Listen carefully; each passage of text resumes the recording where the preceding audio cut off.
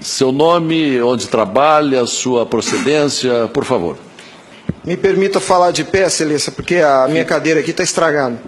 Bom, esse é outro problema. Eu sou Felipe Marcelo Gimenez, eu sou procurador do Estado de Mato Grosso do Sul, minha OAB é MS 7580, estou aqui representando a Associação Pátria Brasil. E não é propriamente uma pergunta, Excelência, eu quero usar uma expressão lá da tua terra. Nós somos advogados, o senhor é advogado, eu sou advogado, e quando esses cientistas falam da tecnologia da informação, nós ficamos mais perdidos que Cusco em procissão. Essa é uma frase muito dita lá. Pois é. Acontece que o nosso povo vem sendo enganado por essa máquina, essa arapuca, porque sempre que olhamos para o problema, tentamos enxergá-lo através da tecnologia. E, na verdade, Excelência, nós temos que olhar para essa máquina com a luz da lei. Antes da ferramenta, deve prevalecer a ordem jurídica. A ferramenta deve servir à ordem jurídica e não o inverso, Excelência. Nós estamos vivendo uma inversão, onde a ordem jurídica é posta de joelhos diante da ferramenta. Por falar em colocar de joelhos, a conduta do ministro Gilmar Mendes em protelar por 2 anos o cumprimento dessa lei deu motivo ao impeachment, ao pedido de impeachment. E eu vou mais além. Me parece que, na verdade, a conduta dele configura o crime de prevaricação, porque se omitir na obrigação do ofício é prevaricação. O que está acontecendo aqui, Excelência? Um dos pilares da República está sendo quebrado. Nossa democracia e a cidadania desse povo está sendo violada, desrespeitada. No entanto, eu quero lembrar aqui uma frase de Billy Graham, um homem que dedicou 99 anos da vida para o bem do próximo. Ele dizia: a coragem é contagiosa, e o senhor está vendo aqui só alguns dos corajosos que se levantaram. Há uma onda gigantesca sendo levantada nesse país, um tsunami que vem em direção a Brasília. Os cidadãos estão indignados. O Tribunal Superior Eleitoral não pode recusar o cumprimento à lei. Se fosse uma ordem judicial, o senhor, Excelência, não teria o direito de cumpri-la parceladamente. É uma lei, não tem vício de forma, nem de iniciativa, nem de conteúdo. Vou ao ponto. Fala-se muito da máquina, eu quero falar do ato jurídico. O senhor, como advogado, entende bem desse assunto. Somente o exercício do voto é secreto para garantir ao cidadão a liberdade de escolha. O ato seguinte, porque o processo eleitoral é feito de etapas, o ato seguinte é um ato administrativo.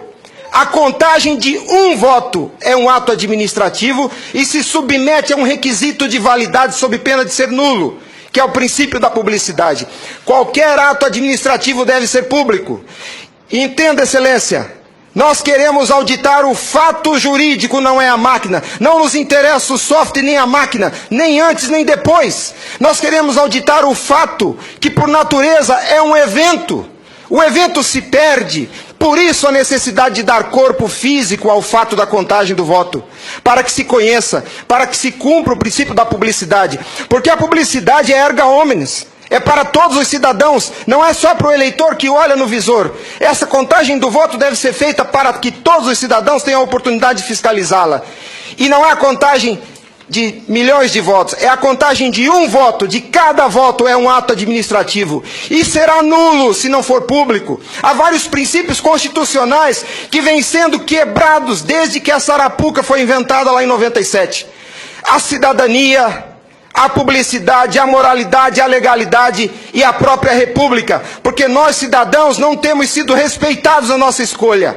Nossa escolha só será respeitada se ela for retratada no corpo físico da impressão para cumprir o princípio da publicidade. O exercício do voto é secreto, mas a contagem deve ser pública. E qual que é a artimanha da urna? Ela estende o segredo do exercício até a última etapa. E o sagrado BU, eu vou usar uma expressão de alguém, eu não lembro quem é o proprietário dessa frase. A seita do santo Baite tem no altar o BU. O BU não prova nada, Excelência. Quando o BU é imprimido, já houve a contagem dos votos em segredo. A fraude já aconteceu, porque cada voto contado deve ser público. O BU informa ao senhor, Excelência, o total. Nem no condomínio onde eu moro não aceitaria uma eleição assim. Imagine, excelência, se eu fosse candidato a síndico, colhesse a urna e fosse contar dentro do meu apartamento e voltasse e comunicasse aos condôminos. Aqui está o resultado, eu fui eleito. O BU é a prova da fraude, excelência. O BU é a prova da fraude. Doutora Simone, apesar de muito jovem, foi minha professora na faculdade. Ela é talvez a cabeça mais qualificada nesse Senado para rezar esse discurso, para dizer o que é um ato administrativo. Gostaria que ela estivesse aqui. O que acontece? Nós estamos sofrendo uma violação dos princípios republicanos, dos princípios constitucionais e principalmente, excelência, da cidadania. Porque nossa cidadania só existe na medida em que nosso voto seja respeitado. Porque ele é o instrumento do exercício da cidadania, porque através deles elegemos os nossos escolhidos. E a nossa eleição, a nossa escolha tem sido apurada em segredo, e o fato se perde. Por isso que os adeptos da seita do Santo Baite dizem que nunca há fraude.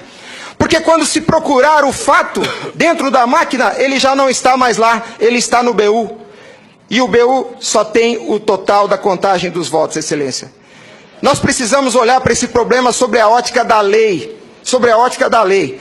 Nós não podemos continuar aceitando esse engodo. E a lei que os senhores votaram, com uma representação maciça da outorga popular, só os senhores têm legitimidade para representar o povo brasileiro. Só os senhores. Os ministros da Justiça não têm essa legitimidade. Eles estão usurpando dos senhores as suas competências. Eles estão colocando esse Congresso Nacional de joelhos, porque estão se recusando a cumprir a lei. Eles estão, excelência, eles estão cometendo abuso de autoridade. Abuso. Porque essa lei que os senhores votaram com 71% do Congresso Nacional, a derrubada do veto teve um peso de outorga popular maior do que as emendas à Constituição. 71% do Congresso Nacional disse, em nome do povo, será impresso o voto. E a lei, excelência, não tem discricionariedade. A lei não permite fracionamento. Fracionar o cumprimento da lei é um abuso, é uma violação, é uma teratologia. Não há possibilidade de se fracionar o cumprimento da lei. Imagine o senhor, se o senhor fosse sujeito passivo de uma ordem de Gilmar Mendes, se ele aceitaria ouvir do senhor o seguinte: ministro, eu vou cumprir sua ordem, um pouquinho a cada ano.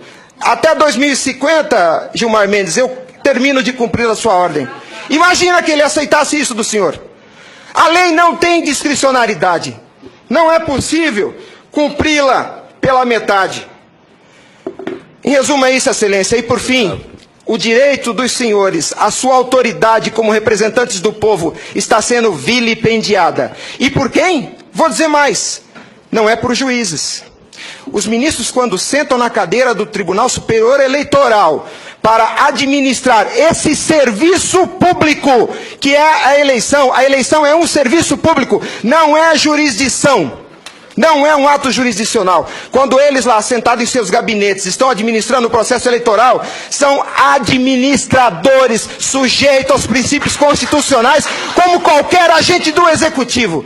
A hibridez da justiça eleitoral tem confundido o povo. Mas a competência se dá, a função se dá em razão do cargo, não do indivíduo. Quando eles estão se desincumbindo do processo eleitoral, estão executando ato administrativo, não são juízes. E vejam o absurdo, excelência, um administrador público que por acaso usa toga, se arvoca o poder de desrespeitar a lei que os senhores votaram. Nossa república está à beira do abismo.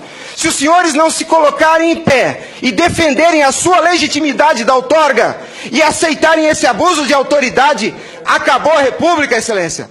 Acabou a cidadania. Então nós somos escravos. Nós seremos escravos se a nossa escolha e a lei que os senhores votaram não for respeitada. Obrigado.